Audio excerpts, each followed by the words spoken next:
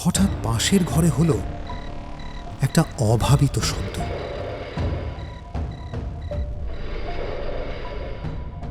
মেঝের উপর দিয়ে হড়হড় করে কে যেন একখানা ভারী চেয়ার টেনে ও ঘরের এদিক থেকে ওদিক পর্যন্ত নিয়ে গেল।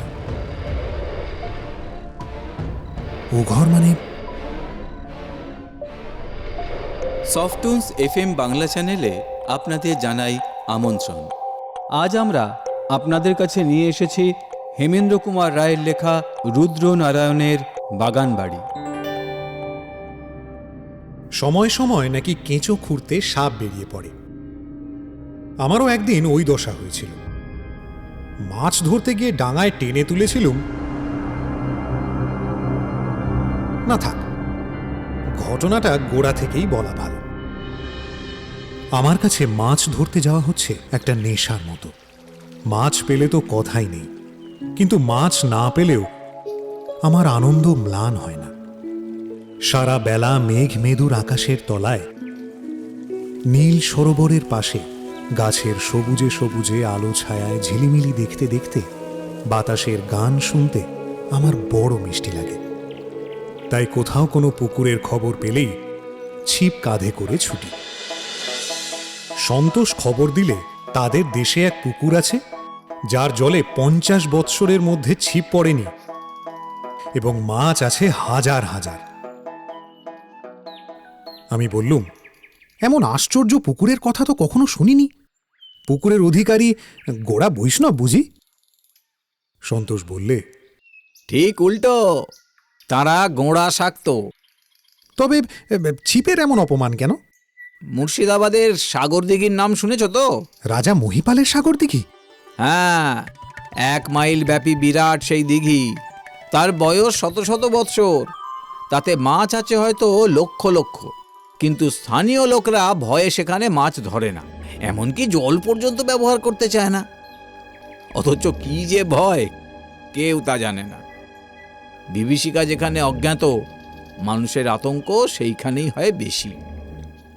তোমাদের দেশের পুকুরটা ওই জাতীয় নাকি? সন্তোষ সোজাসুজি জবাব না দিয়ে বললে, আমাদের গ্রামের বর্তমান জমিদারের পিতামহের নাম ছিল রাজা রুদ্রনারায়ণ। লোকের বসতি থেকে অনেক দূরে তার একখানি বাগান বাড়ি ছিল। তিনি প্রায় সেখানে বাস করতেন। 50 বছর আগে সেই বাগান বাড়ির একটা ঘরে হঠাৎ একদিন তার মুন্ডহীন মৃতদেহ পাওয়া যায়। আসল ব্যাপারটা প্রকাশ পায়নি, তবে কেউ যে তাকে খুন করে মুন্ড কেটে নিয়ে পালিয়েছিল, এতদিন পরেও এইটুকু আমরা অনুমান করতে পারি। সন্তোষ এই পর্যন্ত বলে থামলে। আমি মনে মনে ভাবতে লাগলুম, রাজা রুদ্রনারায়ণের হত্যাকাণ্ডের সঙ্গে পুকুরের রুই কাতলার সম্পর্ক কি?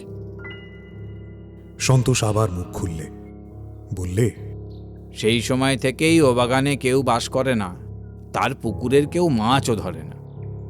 তবে বাগান সংলগ্ন 2 মন্দিরে জমিদারের ঠাকুর আছেন, আজও তাদের পুজো হয়। আর সেই জন্যই বাগান, পুকুর আর বাড়িখানি সংস্কার অভাবে নষ্ট হয়ে যায়নি। কিন্তু মন্দিরের পূজারীও সন্ধ্যা পূজার পর সেখানে আর থাকেন না, তাড়াতাড়ি গ্রামে ফিরে অর্থাৎ পালিয়ে আসেন। আমি জিজ্ঞাসা করলুম, ওখানে অপদেবতার ভয়টয় আছে নাকি? তাও ঠিক জানি না, এই বিষয় নিয়ে আলোচনা করতে জমিদারের নিষেধ আছে। গ্রামের লোক নানা রকম কানাঘুষো করে বটে, আমি সেসবে কানও পাতি না, বিশ্বাসও করি না। তবে শুনেছি সেখানে এমন কোনো মূর্তিমান আতঙ্ক আছে যার নাম মুখে উচ্চারণ করা উচিত নয়। যত বাজে কথা! আর এইসব কথা নিয়েই পল্লীগ্রামের আড্ডাগুলি ভর সন্ধেবেলায় রীতিমতো জমে ওঠে। ভূত পেতনি, দৈত্য দানব, রূপকথা নায়ক নায়িকা। ভূত পেতনি বেঁচেছিল মান্ধাতার যুগে, এই কেলে মানুষ মরবার পর আর বাঁচবার সুযোগ পায় না। আমারও ওই মত। মরবার পর যে দেহ লুপ্ত হয়ে যায়, আত্মা যদি সেই দেহ ধারণ করতে পারত, তাহলে এই প্রাচীনা পৃথিবীতে ভূত পেতনির দল এত ভারী হয়ে উঠত যে মানুষদের আর মাটিতে পা ফেলার ঠাঁই থাকত না। আমি জিজ্ঞাসা করলুম, রুদ্রনারায়ণের বাগান বাড়িতে মাছ ধরাও নিষেধ নাকি? না, এখন যিনি জমিদার তিনি আমার বন্ধু, তার কাছ থেকে অনায়াসে অনুমতি আনতে পারি। ইচ্ছে থাকলে গ্রামের আরো অনেকেও মাছ ধরার অনুমতি পেতে পারত, কিন্তু কারোর সে ইচ্ছে নেই। সকলেরই বিশ্বাস ও বাগানের পুকুরে মাছ ধরতে যাওয়া নিরাপদ নয়। আমি উৎসাহিত হয়ে বললুম, সন্তোষ, তুমি তোমার জমিদার বন্ধুর কাছ থেকে ছাড়পত্র জোগাড় করো। আমি খালি ওখানে মাছই ধরবো না, দিন তিনেক ওই বাগান বাড়িতে নির্জন বাসও করে আসব। নির্জন বাস কেন? প্রথমত, আমি তোমাদের গ্রামের কুসংস্কার ভেঙে দিতে চাই। দ্বিতীয়ত, রহস্যময় বাড়ি, ভৌতিক আবহ এসব আমি ভালোবাসি। তৃতীয়ত, শহরের জনতার তর্জন গর্জন ভারী একঘেয়ে হয়ে উঠেছে। বিজন স্তব্ধতার ভিতরে মনকে খানিকটা ছুটি দেওয়ার স্বাদ হচ্ছে। সন্তোষ বলে, বহুত আচ্ছা, তাহলে আমিও তোমার সঙ্গী হতে চাই।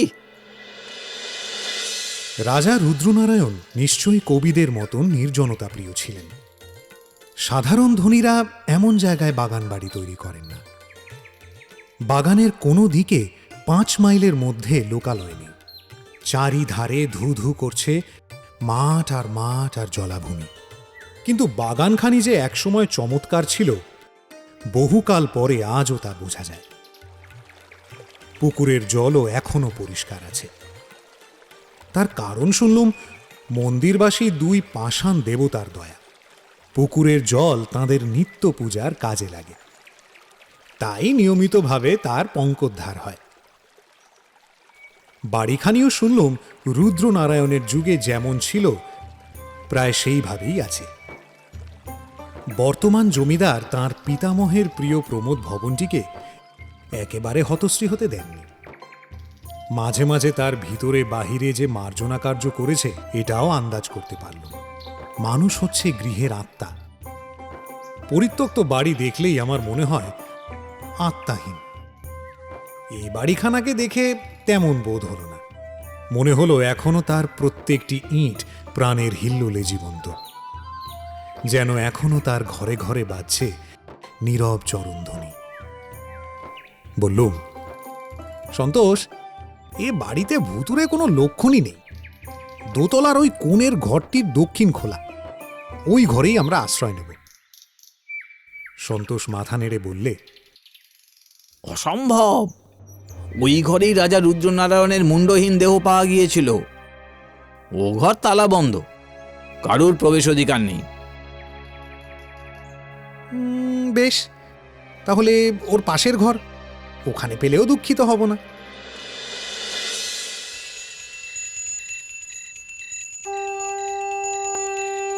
বাগানের পাশের মন্দিরে উঠেছে সন্ধ্যারতির শঙ্খধ্বনি। তারপরেই এক মুহূর্তের ভিতরে যেন ঘুমিয়ে পড়ল চতুর্দিক। দূরের মাঠ থেকে কোনো গৃহস্বামী গাভীর হাম্বাধ্বনি বা কৃষক কি রাখালের একটা কণ্ঠস্বর পর্যন্ত শোনা গেল না। এ জায়গাটা যেন মানুষের পৃথিবীর বাইরে। নির্জনতাকে কোনোদিন এমন স্পষ্টভাবে অনুভব করবার সুযোগ পাইনি। স্তব্ধতাকেও মানুষ চোখে দেখলুম ফ্রেমে আঁটা ছবির মতো। মাঝখানে রয়েছে যেন মৌনতার রেখা লেখা, আর তারই চারিদিক ঘিরে শব্দময় অদৃশ্য ফ্রেমের মতন পাখিদের সন্ধ্যা কাকলি, তরুকুঞ্জের পত্রমর্মর, বাতাসের দীর্ঘশ্বাস, ঝিল্লিদের ঐকতান। সুন্দর। গাড়ি বারান্দার ওপর একলা দাঁড়িয়ে আছি। সন্তোষ গিয়েছে রাত্রের নিদ্রার বন্দোবস্ত করতে। মন্দিরের ভিতর থেকে 3 জন লোক বেরিয়ে এলো। একজনকে দেখেই বুঝলুম পূজারী। তারা হনহন করে চলে যাচ্ছিল। হঠাৎ আমাকে দেখেই গাড়ি বারান্দার সামনে থমকে দাঁড়িয়ে পড়ল। তাদের চোখ মুখ বিস্ময়চকিত। তাদের মনের ভাব বুঝে মৃদু হেসে বললুম, মশাইরা, অবাক হয়ে কি দেখছেন? পূজারী বললে, আপনি কে? জমিদার বাবুর অতিথি। পূজারী দুই চক্ষু বিস্ফারিত করে ত্রস্ত স্বরে বললে, অতিথি? অতিথি এই বাড়িতে? সেই রকমই তো মনে হচ্ছে। পূজারী আর কিছু বললেন না। তারা তিনজনেই একবার পরস্পরের সঙ্গে অর্থপূর্ণ দৃষ্টি বিনিময় করে দ্রুত পদে বাগানের সীমানা পেরিয়ে অদৃশ্য হয়ে গেল। লোকগুলোর সন্দেহজনক কথা ও ভাবভঙ্গি নিয়ে হয়তো মনে মনে খানিকক্ষণ নাড়াচাড়া করতুম, কিন্তু সে সময় আর পেলুম না। কারণ সুদূরের একটা তালবনের মাথার উপরে আকাশ তখন পরিয়ে দিচ্ছিল চাঁদের মণিমুকুট। সে গৌরবময় দৃশ্য আমাকে একেবারে অভিভূত করে দিলে। গ্রামের কোনো চাকর বা পাচক আমাদের সঙ্গে এখানে রাত্রিবাস করতে রাজি হয়নি। কাজেই সন্তোষী করলে নিজের হাতে রান্নার আয়োজন। এদিকে আমার বিদ্যা প্রথম ভাগ পর্যন্তও পৌঁছয় না। আমি চেষ্টা করলে কেবল একটি জিনিস ভালো রাঁধতে পারি, ভাত। তবে হাঁড়ি নামিয়ে ফ্যান গালতে পারি না। আমরা যে ঘরে আশ্রয় নিয়েছিলাম সেখানে ছিল একখানা সেকেলে পালঙ্ক, দুখানা কাঠের কেদারা, দুখানা টুল, দেয়ালে টাঙানো দুখানা মস্ত মস্ত আরশি, আর দেরাজওয়ালা আলনা ও কারুকার্য করা প্রকাণ্ড আলমারি। প্রত্যেক আসবাবই ময়লা ও জীর্ণ। দেওয়ালে খান কয়েক পৌরাণিক ছবি ঝোলানো রয়েছে। সবগুলোই সেকালের বিখ্যাত চোরবাগান আর্ট স্টুডিওর লিথোগ্রাফ। চেয়ারের ওপর বসে বসে সন্তোষের সঙ্গে আগামী কল্লকার মৎস্য শিকার নিয়ে কথাবার্তা হচ্ছিল। জলে মাছেদের অবিরাম লাফালাফি দেখেই বুঝেছি এ পুষ্করিণী হচ্ছে ছিপধারীদের স্বপ্ন স্বর্গ। বড়শির সঙ্গে সাংঘাতিক পরিচয় হয়েছে এখানে এমন ঘাঘি মাছের অভাব। ফেলো টোপ, তোলো মাছ। কালকের ব্যাপার যে এই হবে এ সম্বন্ধে আমার একটুও সন্দেহ নেই। মনের আনন্দে এমনই সব আলোচনা চলছে, এমন সময় নিজের হাত ঘড়ির দিকে তাকিয়ে সন্তোষ বলে উঠল, রাত 12:30 বললুম, তাই নাকি? তাহলে নিদ্রা দেবীর আরাধনা করবার আগে আর একবার আকাশের চাঁদ মুখ দেখে আসি। ওঠবার উপক্রম করছি, হঠাৎ পাশের ঘরে হলো একটা অভাবিত শব্দ।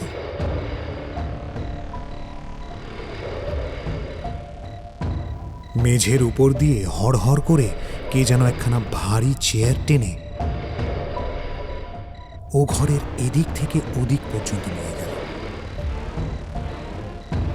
ও ঘর মানে রাজা রুদ্রনারায়ণের তালাবন্ধ ঘর,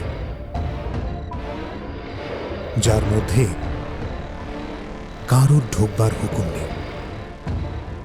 সন্তোষ এক লাফে দাঁড়িয়ে উঠল। আমি বললুম, তুমি বললে এই বাড়িতে আর কেউ থাকে না, তবে ও ঘরে অমন সশব্দে চেয়ার টানলে কে?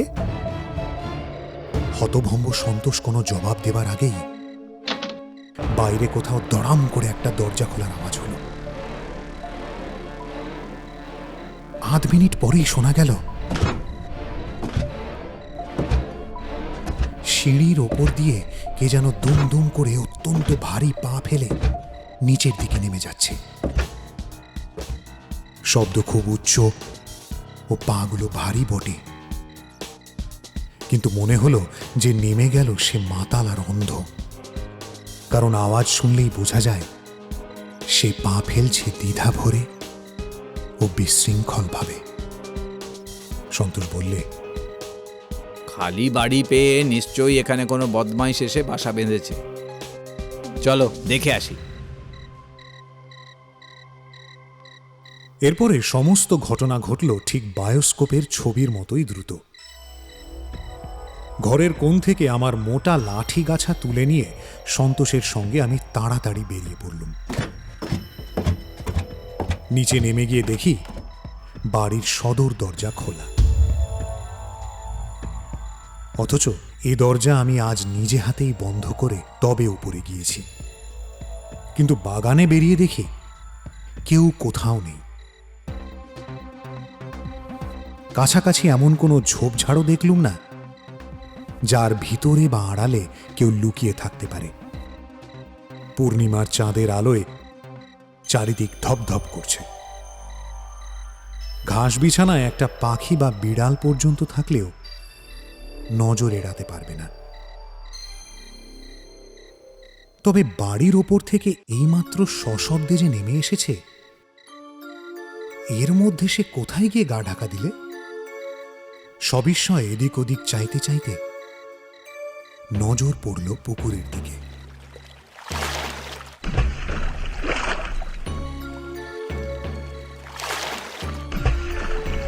জীর্ণ ঘাট থেকে হাত কয়েক তফাতে জলের উপরে দেখলুম একটা অস্বাভাবিক চাঞ্চল্য। জল যেন ছটফট করে চারিধারে ছুঁড়ে ফেলছে ছিন্ন ভিন্ন চাঁদের কিরণ। কোনো মস্ত মাছও ঘাই মেরে জল অমন তোলপাড় করে তুলতে পারে না। পুকুরের বুকে ক্রমেই বৃহত্তর হয়ে চারিদিকে ছড়িয়ে পড়ছে জ্যোৎস্না মাখা জলচক্রের পর জলচক্র।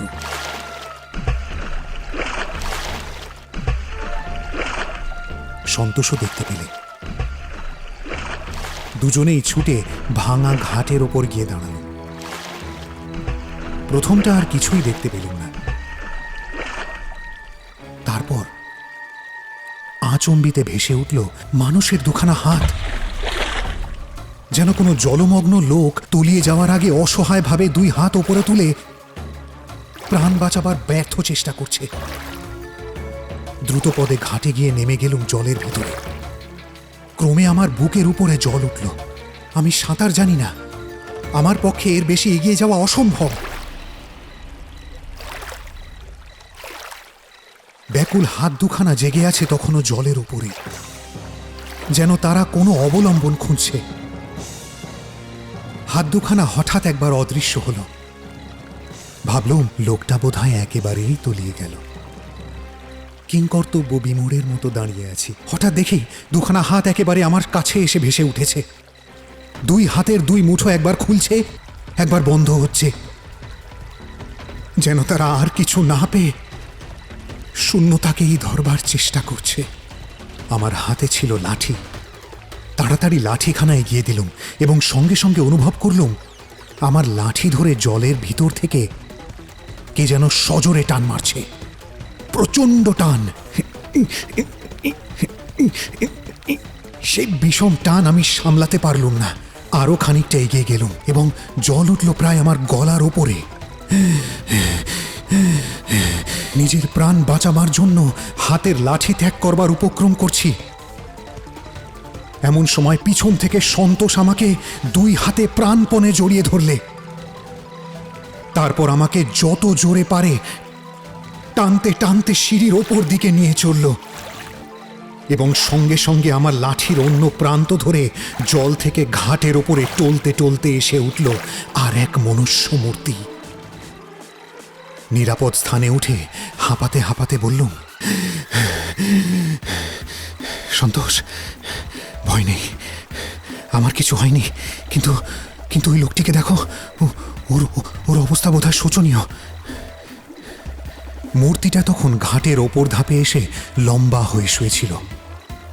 সন্তোষ এগিয়ে এসে তার উপরে হুমড়ি খেয়ে পড়ল এবং পর মুহূর্তেই বিকট এক চিৎকার করে সেখান থেকে এক ছুটে পালিয়ে গেল।